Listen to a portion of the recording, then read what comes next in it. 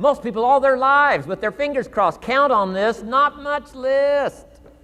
That's why 10 years from now, they'll be driving what they don't want to drive, living where they don't want to live, wearing what they don't want to wear, doing what they don't want to do, having what they don't want to have, maybe become what they didn't want to become. And it all starts by counting on something that's not going to count much. You say, well, then how can my life dramatically change? You got to count on yourself. And here's one of the things you got to count on: your ability to design the future. It's called the promise. And the promise of the future, if you'll design it well, can have an awesome effect on your life. But if you face the future with apprehension, you'll take hesitant steps all day, uncertain steps all day. And if you take uncertain steps all day for 6 years, you can imagine how empty your life can be. Now here's what's connected to the promise: the price. The price to pay. But I'm telling you, the price is easy if the promise is clear.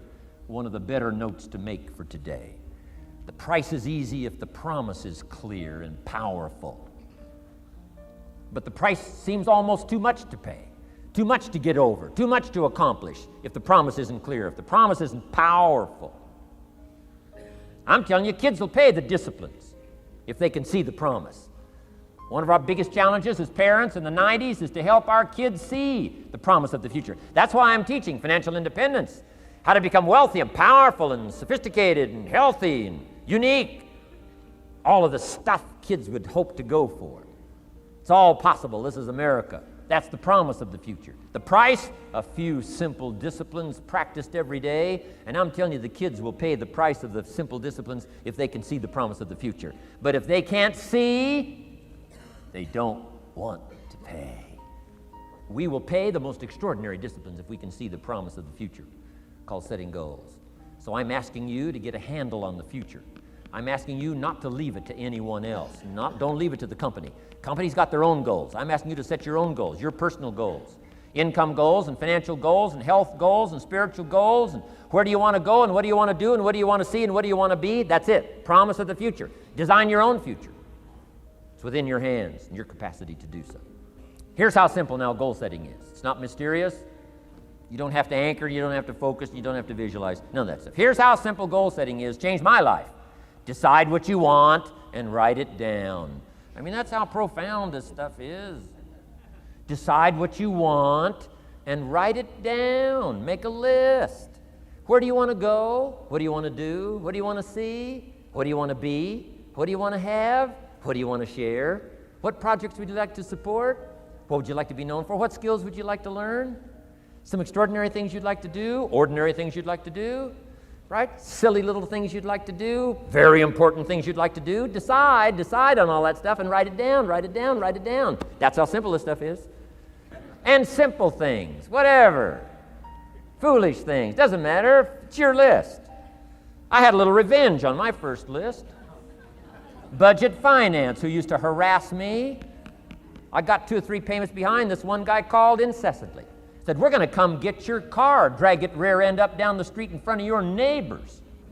Put me down something fierce. When I met Shof, got my life straightened out, one of the first things on one of my lists was budget finance. I keep my list in my journal so that I can go back 5 years ago, here was my list. And I'm a little embarrassed. Here's what I thought was so important now.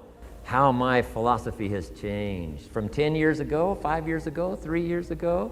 Here's my old list. Here's my new list. Here's what's valuable to me now. Here's what I want my life to be now. Here's where I want to go, what I want to do. Keep your lists of goals so that it shows your growth, shows your ability to change and grow. Your philosophy grows and expands what's valuable. Setting goals. It doesn't matter how small, foolish it is. Put it on your list.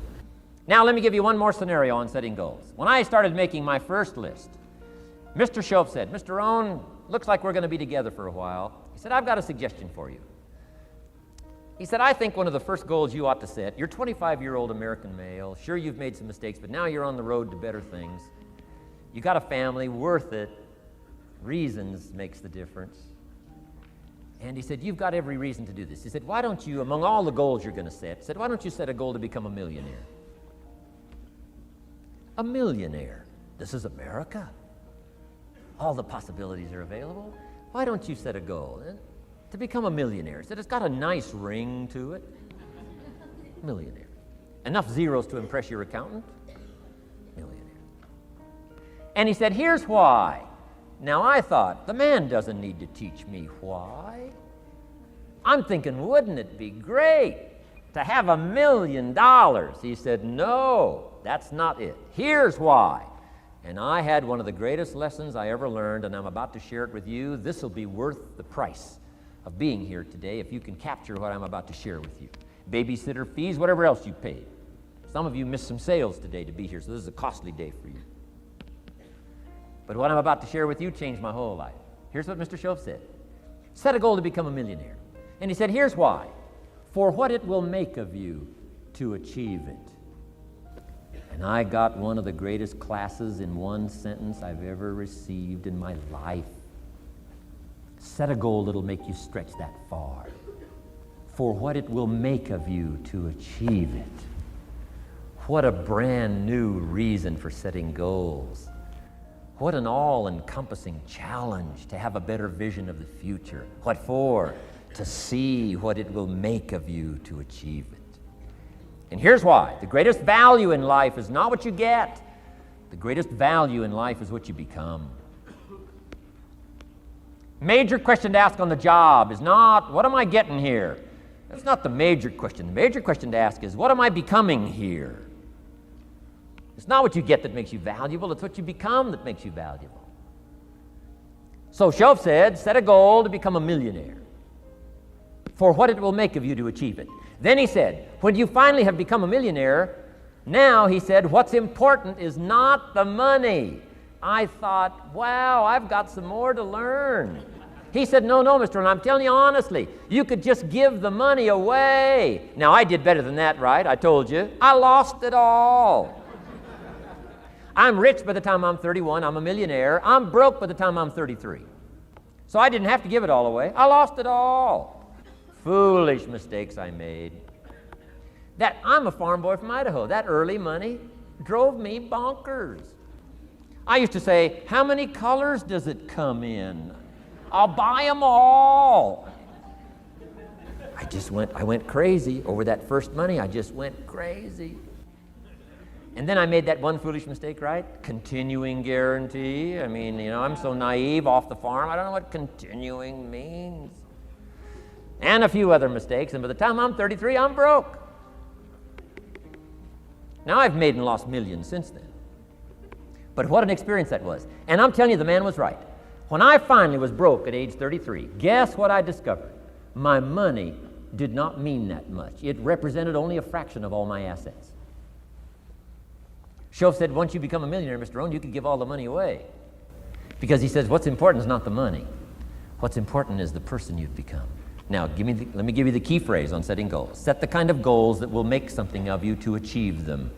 Set the kind of goals that will make something of you to achieve them. Always keep that in mind. What will this make of me? If I set this goal and go for it, not only will I achieve it, but what will it make of me in the process? What a whole new concept on setting goals. Now, there's two parts to this, and then we're wrapping up goals. Here's the first part now on this goal setting for what you become. Don't set your goals too low. Interesting, we teach in leadership. You'll find it on the cassettes. Don't join an easy crowd. You won't grow. Go where the expectations are high. Go where the demands are high. Go where the pressure's on to perform, to grow, to change, to develop, to read, to study, to develop skills. I belong to a small group. We do business around the world. You cannot believe the expectations at that level. What we expect of each other in terms of excellence. Far beyond average. Why? So that we can each grow, so that we can receive from the group, we can contribute to the group. Something unprecedented. It's called living at the summit. Go where the demands are high. Go where the expectations are strong, so that it'll provoke you, push you, urgently insist that you not remain the same for the next couple of years, the next 5 years, that you'll grow and change. So don't set your goals too low. The guy says, well, I don't need much. Well, then you don't need to become much. Now, how many resources you need, right, depends on how you want to live. This should be everyone's goal, to someday be able to live from the income of your personal resources. But if you wish to live modestly, it doesn't take all that many resources over a fairly brief period of time to have enough resources to live modestly. If you wish to live more lavishly, of course, you need to accumulate more resources. But that's my view of financial independence, so that you can live from the income of your resources. Now, here's what else that does.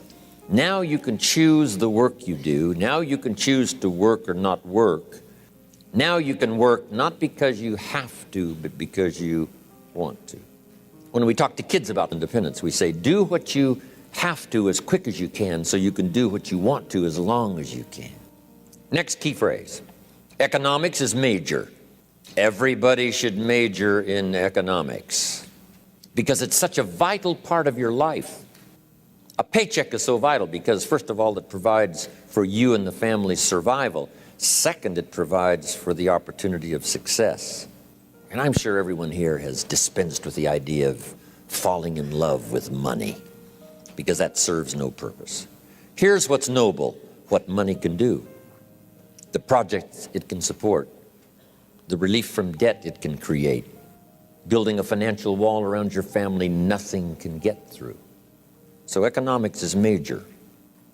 The key, of course, is what you do with it. If you earn a lot, you should give a lot. Key phrase from antiquity, here's what it says. If you've been given much, now much is required. If you've been given great responsibility, much is required. If you've been given much wealth, now much is required. Everyone has to solve this about the money to go for. Should you go for the money? Should you go for success? And here's the philosophy, we've already covered it. You should earn as much as you possibly can in the reasonable time devoted to economics, job, business.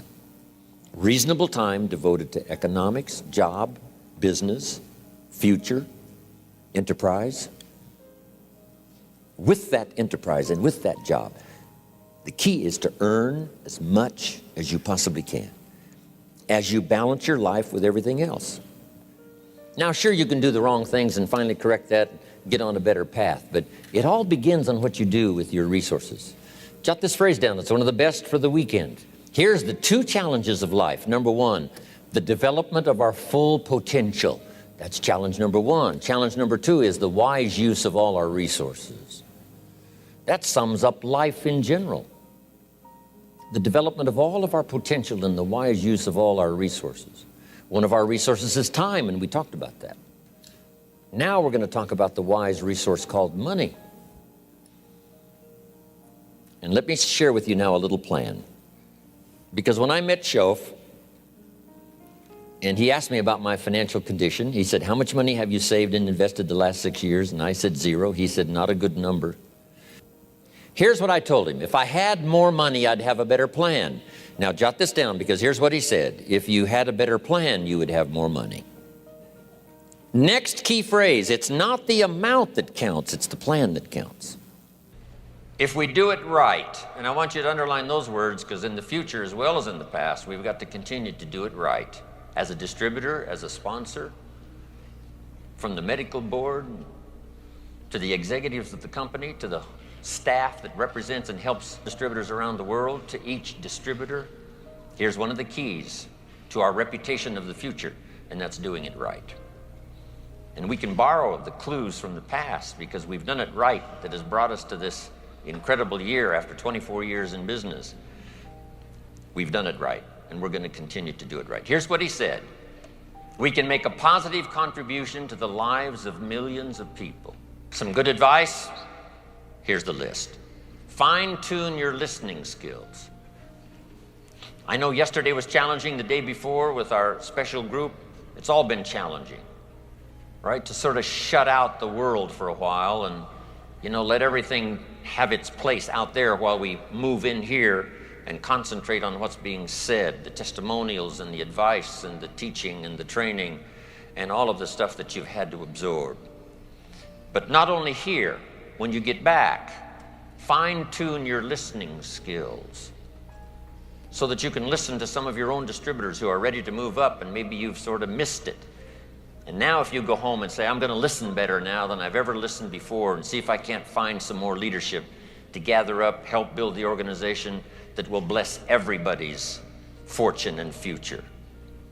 Listen to the testimonials. Listen intently to every class that's being conducted, even if you've heard it 100 times. Listen intently one more time. You'll pick up something you've never picked up before. Here's the next one. Listen to your heart. Listen to yourself. Especially you that have been with 5 years, 10 years, some of you 20, 24 years. Listen to your heart again about what you want to do further. You've come a long journey, but maybe there's some goals, there's some things that you'd like to do and like to accomplish that your heart now can tell you if you'll just take the time to do the listening. And that's my next point. Set some challenging goals. Don't wish it was easier. Wish you were better. Don't wish for less problems. Wish for more skills.